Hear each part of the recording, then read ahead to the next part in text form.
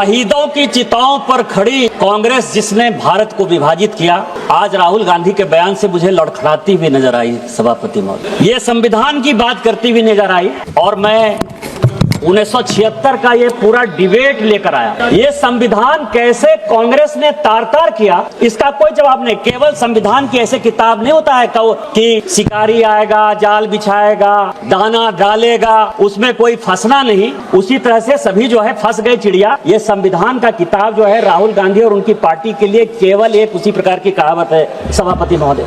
आप ये समझें, ये 76 में स्वर्ण सिंह की कमेटी बनी 1975 में। उन्होंने सारे इंस्टीट्यूशन को खत्म कर दिया अध्यक्ष महोदय, जिसके लिए आज फिर से लगे हुए हैं। इस संविधान में 121 बार राष्ट्रपति का जिक्र है। इस संविधान में 121 बार राष्ट्रपति महोदय का जिक्र है। आपको आश्चर्य होगा कि एक संशोधन के माध्यम से राष्ट्रपति के सारे अधिकार को कांग्रेस ने खत्म कर दिया। राष्ट्रपति रबर स्टैंप हो गया।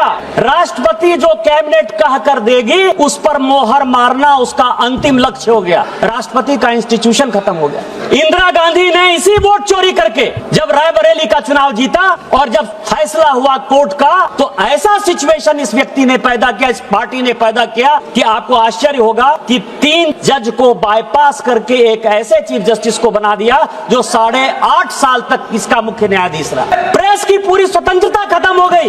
इंडियन एक्सप्रेस के एडिटर रामनाथ गोयनका से लेकर सारे लोग जो कुछ कहते थे, और ये केवल इस संविधान संशोधन में हुआ। आज वो इंस्टीट्यूशन की बात करते थे, यूपीएससी जैसी संस्था, और ये पूरे सदन को जानने वाली बात है, यूपीएससी जैसी संस्था जो आईएएस और आईपीएस और ऑल इंडिया सर्विसेज को पैदा करती है। कांग्रेस का एक कार्यकर्ता बटुक सिंह 10 साल तक यूपीएससी का चेयरमैन रहा। ये यूपीएससी की हालत कर दी इन्होंने। ये चुनाव आयोग की बात करते हैं। इस देश का पहला चुनाव